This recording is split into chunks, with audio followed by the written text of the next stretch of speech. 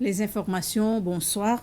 Les congés annuels des travailleurs qui ont été en contact avec des malades de COVID-19, c'était le sujet des discussions pendant une réunion entre les représentants du département de l'emploi, des syndicats, l'association des employeurs et de la Chambre de commerce et des industries. Ce matin, cette consultation fait suite à une proposition du gouvernement de retirer les jours passés en quarantaine des congés annuels si la personne a été testée négative pour le COVID-19.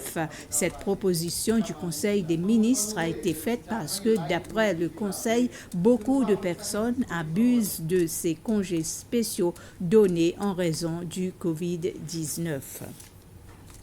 Un dialogue a été lancé entre les partenaires du système alimentaire du pays en préparation du sommet mondial des Nations Unies pour l'alimentation et l'agriculture devant se tenir en septembre. Ce dialogue va faciliter la collecte des informations et des idées concrètes sur les systèmes de production et de distribution des aliments aux Seychelles, des données qui vont être présentées pendant ce sommet. Le ministre chargé de l'agriculture a déclaré même si les conditions alimentaires dans le pays sont problématiques, les Seychelles devraient quand même y réfléchir et même intervenir afin de maintenir la sécurité alimentaire du pays dans une meilleure position. Au total, 10 sessions de dialogue sont prévues qui vont réunir les partenaires du système alimentaire, à savoir le système de production et de distribution de la nourriture locale. Il s'agit des fermiers, des membres de l'Assemblée et des importateurs et autres. La 6e session est réservée aux personnes qui influencent les politiques, par exemple les représentants des importateurs, la STC, l'Agence de la protection sanitaire, le secteur de la pêche, l'Agence de l'agriculture et d'autres. Guy Morel a été nommé pour diriger les sessions. Les jeunes ont eu des explications sur le programme de réforme économique du pays soutenu par le Fonds monétaire international, FMI.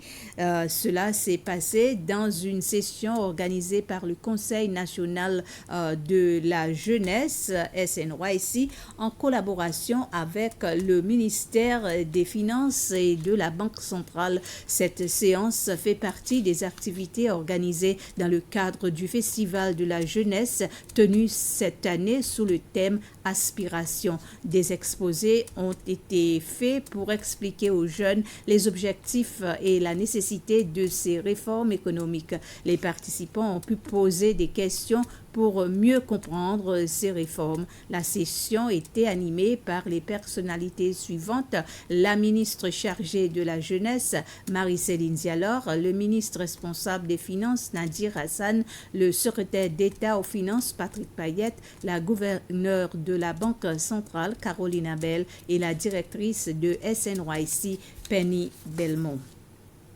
Un nouveau secrétariat au trafic humain vient d'être établi au sein du ministère des Affaires intérieures et la directrice Aïna Laporte a expliqué que l'objectif de ce secrétariat est de travailler étroitement avec le Comité national du trafic humain dans l'élaboration des politiques, des directives et de la surveillance. Madame Laporte a précisé que suite à la création de ce secrétariat en avril dernier, ils ont pu relever plusieurs défis, notamment dans le domaine de l'emploi et de l'immigration. Elle a ajouté que d'autres politiques sont déjà élaborées et qu'elles attendent l'approbation du comité. Ce résumé d'informations, merci de votre attention et bonsoir.